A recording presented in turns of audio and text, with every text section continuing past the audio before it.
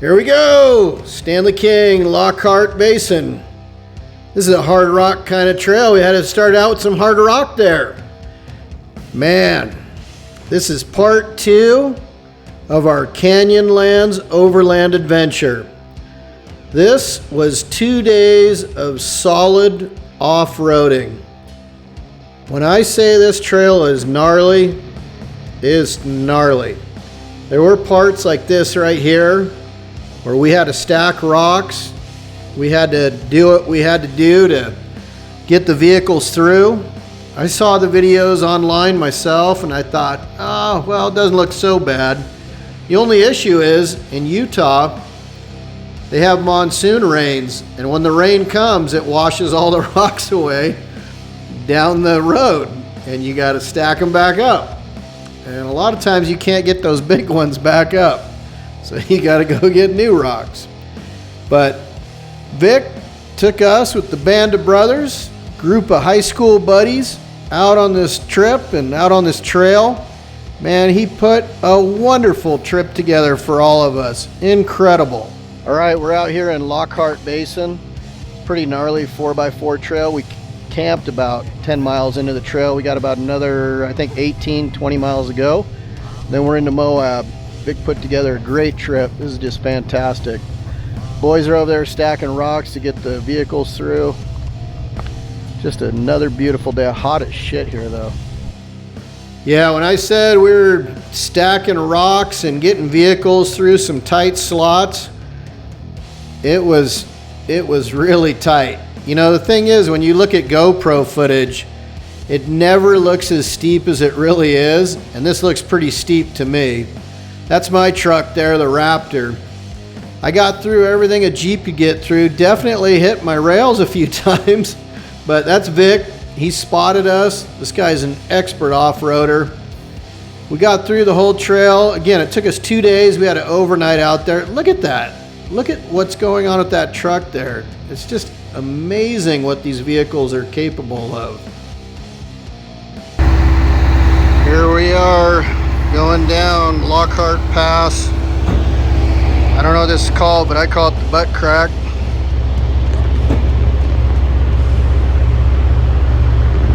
And we're going down there.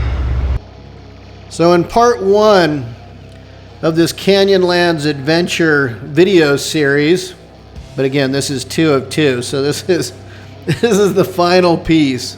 This is a 5-day overland tour. I couldn't stop talking about the scenery and how I was able to get shot after shot with my cameras. So on this video, I'm going to talk a little bit more about what it was like to actually drive these sections. As you can see, this is pretty rocky. I definitely do not recommend at all that you bring a 2-wheel drive vehicle out here. I'm guessing if you had a lifted vehicle or something and you had a buddy with a 4-wheel drive with you and some chains, you might be okay. You know, there's going to be a few sections where you're going to have a pretty tough time. I'm sure somebody's done it with a Toyota Corolla or whatever, but I doubt that car is anything less than a salvage title now. So the trail, when you go in from Canyonlands, it's actually, check this out, isn't this cool? I saw these monoliths out there and I put the drone around and I thought that thing is not going to go through the goalposts, and it went through the wickets twice. I brought it around, I couldn't believe it, and I thought, well, if I just move a little bit more, maybe I can get it around that third one. And I did it. That's the third one right there. I just couldn't believe it, but look how cool these rocks are. Like I said, this is definitely a heavy metal, hard rock kind of trail. So you're going over this kind of red clay and rock the entire time. Has really good grip, but you know, there's definitely some drop-offs, which are, I guess the only way to put it is pretty gnarly and pretty intense. If I didn't have a spotter in front of me, I'd be very nervous going downhill or over the precipices because you can't see what's there. I'd turn on my front camera, still it didn't make any difference. Look at that group. Such a fun group of people. Old Chuck and Josh and Vic and Ken and myself. We all went to high school together, graduated way back in '87. And Eugenia and Mario were there as well. And Josh brought his son Jake. Super cool time. And Vic brought his buddy Laura. And I brought my wife Ginny. And I tell you, it was a very memorable trip. I guarantee I will never forget Lockhart Basin. There were parts of the trail that there were definitely some big drop-offs. And when I say drop-offs, I'm talking about cliffs on the side. They did make me a little nervous. The redemption was always, look at this scenery. I know I said I wasn't going to talk about the scenery. I know you can see it, but yeah, so most of the time, the trail, I was in 4 high most of the time with the Raptor, but that's also because I have a lot of horsepower. I felt more comfortable with that. But there were definitely sections where I dropped it into 4 low for extended periods of time. I know the guys in the Jeeps, they were in 4 low and they were crawling over everything. This is my buddy Ken here with his Dodge 1500. He lifted that truck and man, it's just amazing what he was able to do with that vehicle. There's Laura and her Jeep. That thing's got 37s on it. And, you know, that Jeep's a beast. But again, as you were driving on this trail, you had to really keep your eyes open because you'd go down these smooth sections that look smooth there, but don't forget it's really steep. And you'd think everything was smooth and you'd start looking at the scenery a little bit and all of a sudden, boom, you'd hit a rock. And man, I can't tell you, a few times I thought I'm either going to pop my tire or I thought, you know, maybe I'll break an A-arm. Luckily, I didn't. A couple of the guys had some sway bar issues, but nothing, you know, catastrophic at all. Now, I couldn't imagine breaking down out here. So I would say if you do this, you definitely need a vehicle that's in good condition. There's Vic and his Jeep. That Jeep is it's kind of almost identical to Laura's Jeep. It's brand new JL. He's brought it out on other adventures with us. If you subscribe to my channel, you'll find those other videos. We've done stuff like the Barracks Trail, the east side of the Sierras, Kanab. Yeah, we've gone all over the place. I mean, really cool. Kennedy Meadows. We've gone down Prospect Mine on the east side of the Sierras. These guys, well, I'm from Vegas.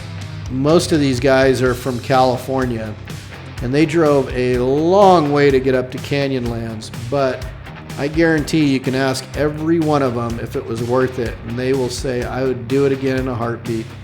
Such a great group of people. Just quality folks. Yeah, those the Jeeps that were out there, they were able to handle everything fine. Josh's Jeep's there in white. He had 35s on it, and Mario, I think he had 35s as well. And I'm just going to tell you what's on my truck. I've got 20-inch rims with 35s, BFGs. I noticed 2 of the vehicles, Josh's Jeep as well, has BFGs on it. Ken has the tires from, I believe it's 4-wheel parts. And then I believe Vic and Laura both have, I can't remember what kind of tires they were. They were pretty aggressive though. But anyway, I think it's important that you have an excellent set of tires on your vehicle. I've lifted my truck, you know, to get that extra clearance, especially departure angle is a big deal with a pickup truck, and you know, the approach angle as well. But I did fine. I've only lifted the Raptor 2 inches. I'll tell you, I had no problem with power whatsoever.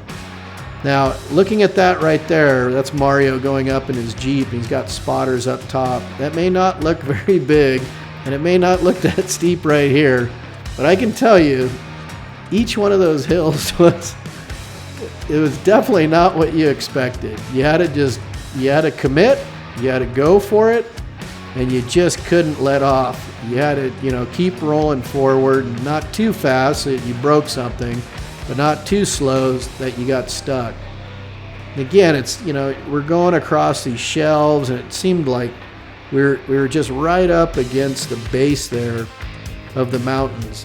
And this was, I mean, look at that. It's like driving through the Grand Canyon. So from what I understand, Lockhart Basin is BLM land. I can't believe this is not a national park. It's just so gorgeous. But it's so remote and it's so difficult to get out there. I can understand why they wouldn't want a lot of people there if it were a national park. Anyway, it's not going to get overrun anytime soon. I can say that with all certainty. But yeah, the red clay and the rocks and the sun, the way it came through, and the sweeping views. I know I said I wasn't going to talk about it, but it's just so cool. And again, the biggest problem with that is it's so gorgeous. You take your eye off the road for a second, and this road will bite you quick, very quickly. There were some higher speed sections. Most of it was slow going. I ride dirt bikes, and I like to ride, 30 miles an hour on trails like this. So to really slow down with these guys in the four-wheel drives, this took a lot of patience for me, but my brain finally clicked in. And once I got into that zone, the green room, whatever you want to call it, this was just a dream to drive on these trails. Going by the rocks and making sure that I had enough clearance, left, right, above me sometimes. Sometimes a rock stuck out above too. And, especially below, making sure that I placed the tires in the right line. That was just key to getting through smoothly without tearing up my vehicle. And my Raptor, it's a 17. I've now put 120,000 miles on it. It ran like a champ. The only thing I've done to it is I chipped it, so I've got it bumped up to 570 horsepower, 680 torque. I gotta say, that power was really nice to have in reserve all the time. Just gorgeous. All right, well, after this, here you go. We got a slideshow. These pictures, this is our entire trip. So if you go back to part 1, you're going to see a lot of these scenes in it. Man, starting in from Valley of the Gods and heading all the way to Moab through numerous different trails. That's so funny. That's where the Forrest Gump said, "I'm tired." Just so cool. Just what a time, the memories we made. Incredible.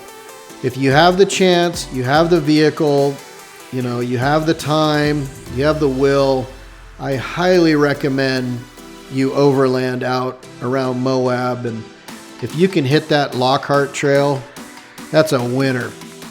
So I'll let you sit back, enjoy the rest of the pictures, and thank you very much for watching. If you like this, please subscribe to my channel. I put out videos all the time. All right, guys, take it easy, and we'll see you out on the trail.